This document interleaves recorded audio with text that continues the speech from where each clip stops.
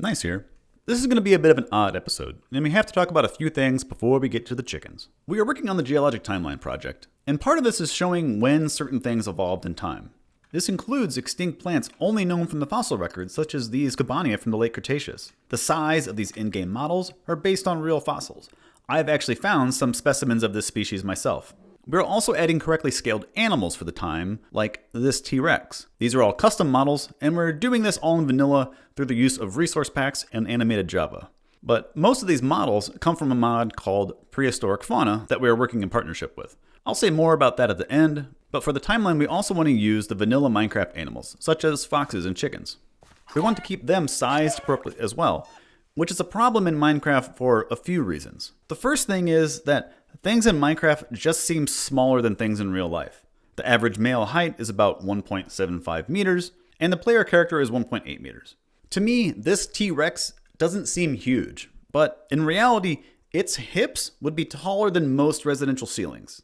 A block in Minecraft is 1 cubic meter, and this is something that we regularly jump on, when in reality, this is huge. I made this outline of a 1 meter cube, and most people would struggle to jump up that high. Lots of things in games have to be larger than they are in real life to appear normal. There are many reasons for this that I won't get into, but the most basic one is because we have a very limited field of view compared to real life. In Minecraft, a chicken's hitbox is 0.7 meters tall, and that doesn't include the head. A Minecraft chicken scaled to a more realistic size would be less than half as big.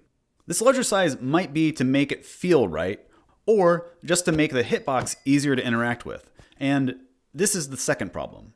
Minecraft hitboxes can only be square prisms. You can only adjust the height and the widths. There is no third value for depth. And the hitboxes themselves can't rotate. They are always aligned to the grid. If a mob is longer in one dimension, you'll have part of them sticking out of the hitbox, or the hitbox would stick out too far from the model to feel fair. This is still an issue with many mobs. This is why getting villagers out of boats usually involves killing the villager. The End Dragon gets around this by having multiple hitboxes. It's actually multiple entities. So all mobs need to be squarish, not just because of the Minecraft aesthetic, but to make interacting with them feel fairer. A Minecraft cow is actually pretty decent with its height.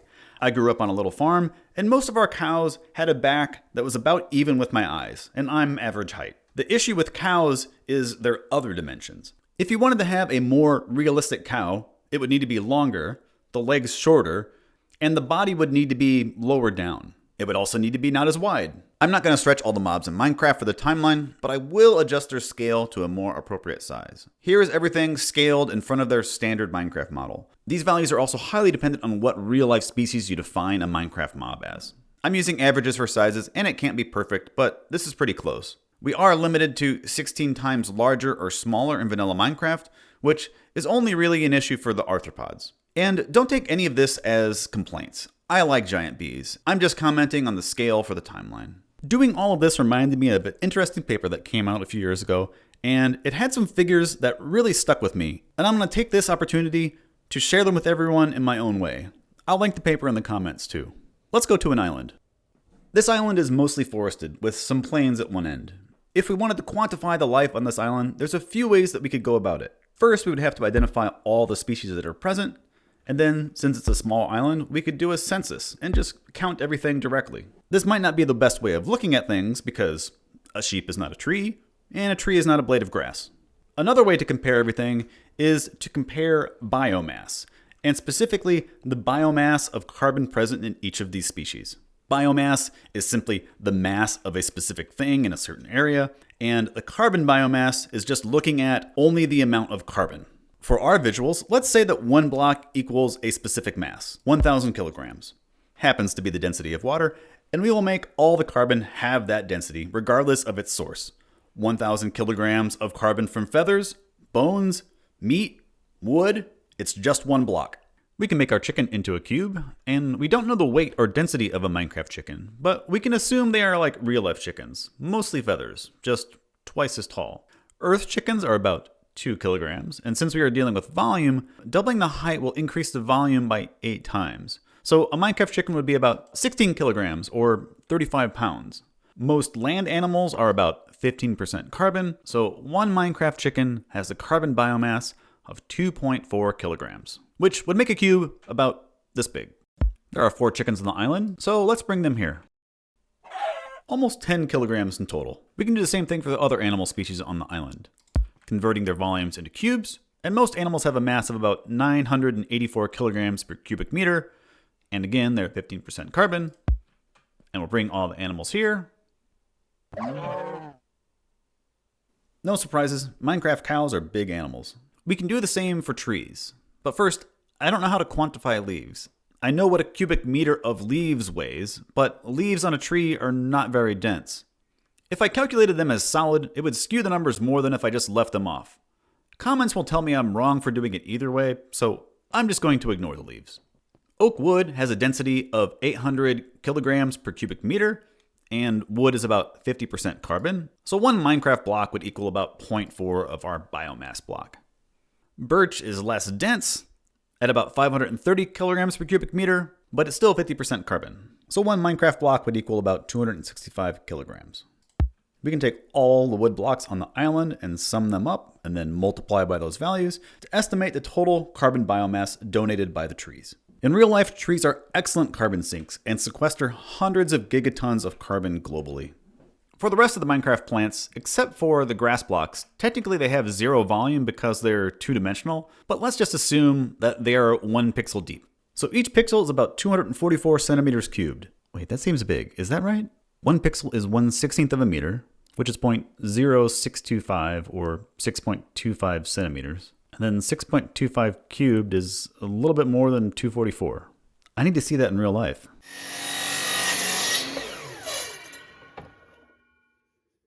Well, there you go, 1 Minecraft pixel. Another example of things seeming smaller in the game. Most vegetative matter is about 200 kilograms per cubic meter and about 45% carbon. So we can use that to estimate all the flowers and the sugarcane. Next, we can bring them all here and add their masses to our calculations. They won't add much, but everything's important, which leaves only the grass and grass blocks to deal with. We can do the same thing to estimate the volume for the short and tall grass, but the grass block is mostly dirt. I always interpreted the edge of the grass block as grass falling down the side, so maybe just the top pixel is actually grass, and then maybe another pixel of roots underneath it. In real life, this is wildly variable, and it's dependent on the species of grass and the type of soil it's growing in, but for us, we will assume it takes 8 blocks to make 1 cube of fresh grass, which I'll just use a moss block to represent that. First, we'll bring all the short and tall grasses, and then we'll do the blocks. It's hard to try to imagine a world without grasses everywhere. They evolved during the Cretaceous time period and became widespread by the end at about 66 million years ago. But true grasslands only really became a thing about 5 million years ago. And even though we have 4 grasses in Minecraft now, grass, bamboo, sugarcane, and wheat, there are over 12,000 species in real life, and they are adapted to nearly every climate. And there you go. And animals make up just 0.12%.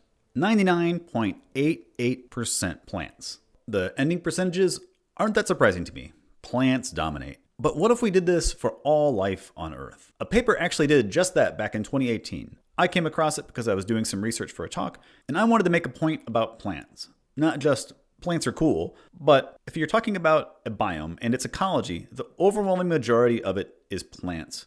Humans tend to have a bias to give more importance to animals. There's actually a term for this proposed bias called plant blindness. This picture on the Wikipedia page is making the point that when most people see it, they will not really acknowledge the dozens of plant species and just kind of focus on the chicken. And so with that, let's get back to Earth chickens. We'll also reset the island. It's probably no surprise to most of you that there are more chickens than people, a lot more. Current estimates are about 26 billion chickens on the planet, or about 3.5 for every 1 person. The paper I have been referencing is by Yannan et al., and they calculated that domestic birds, which are dominated largely by chickens, make up about 5 billion kilograms of organic carbon. And if we used our scale for 1 block being 1 ton, we get a cube that is almost 171 meters on a side. Humans, on the other hand, contribute 60 billion kilograms of organic carbon, which would produce a cube about 390 meters on a side. So even though there are a lot more chickens, we outweigh them by an order of magnitude. But then there's livestock. There is 0.1 gigatons of carbon for livestock in the world, almost double that of humans. Half of that is cattle, and the rest are goats, horses, sheep, pigs, mules, camels, buffaloes, and asses. So if we're going to look at all life on Earth, we need to adjust our scale a little bit. We are going to compress all of Earth's 545 gigatons of carbon into one cube. From our experience with plants earlier, it might not surprise you that plants make up a very large part of this, over 82%. The second most might surprise you. It's bacteria, which leaves only 4% for everything else. In here are a lot of fungus and simpler organisms like protists, archaea, and viruses. We don't really know where virus fits into the tree of life, but they're made of carbon, so they're in here. And then coming in at an estimated 2.589 gigatons of carbon, less than 0.5%, is every animal. And that's not the part that surprised me. Let's break down animals and give them their own cube. This new cube will only represent the 2.589 gigatons of carbon from animals.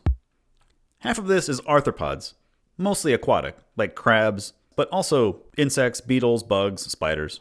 And Earth is mostly water, so it's not surprising that a large portion of the biomass lives there. Fish make up 27% of all animals. Another 11.5% is taken up by mollusks, like octopus and clams, and cnidarians, like starfish. And then next up are the worms. Annelids, which are segmented worms like earthworms and then things like leeches, and then also nematodes. And we already talked about humans and livestock, so here they are in this scale as well. And then the only thing that's left is this little sliver right here. Remember what I was saying about plant blindness and we give more importance to animals? I think it has another effect as well. I've watched a lot of animal documentaries, and you see these beautiful untouched landscapes and the animals out there doing their thing, and you think that there are these wild areas out there with lots of animals. But that's not really the case. Turns out that wild mammals only make up 0.2% of all animals, almost 10 times less than the current population of humans. Wild birds make up less than 0.1% of all animals. We can also move animals back over so you can see them in context with all of life. You can't even see mammals because of the outline. There we go. There is every wild mammal and bird. And these numbers are getting smaller too, partially because there are more and more of us. The paper goes into more detail about historical numbers if you are interested. And I should say a few more things about the paper. Eagle-eyed viewers probably caught that there are no reptiles or amphibians here. The authors didn't go out and collect all this data themselves. This is an aggregate of many sources of existing data. The paper states that there was insufficient data to give proper estimates for reptiles and amphibians. Their best estimates were 0.003 gigatons carbon for reptiles and 0.1 gigatons of carbon for amphibians. But the error bars were potentially orders of magnitude, and so they left them out of the paper. The paper itself is only 5 pages long, and I recommend giving it a look. And if you're interested, the supplemental material with all of the data and how they calculated everything is 113 pages, which isn't even everything. Then they also have links to all of the actual calculations as well. I didn't make this video to be a downer, but I read this paper back in 2019, and I still think of it often. I haven't released a Meteor video in a bit, but I'm currently working on the next ore episode, and we've been making good progress on the geologic timeline. If you're interested in checking out the prehistoric fauna mod, which I'm in right now, I'll also link that down below. A new version was recently released, and each period of the Mesozoic has their own dimension, all playable in survival. All of the biomes are based on real data from real fossil localities, and this here is Hell Creek in the Cretaceous, home of the T-Rex and Kobania I showed earlier. I hope you all have a nice day, and I'll see you next time. Bye-bye.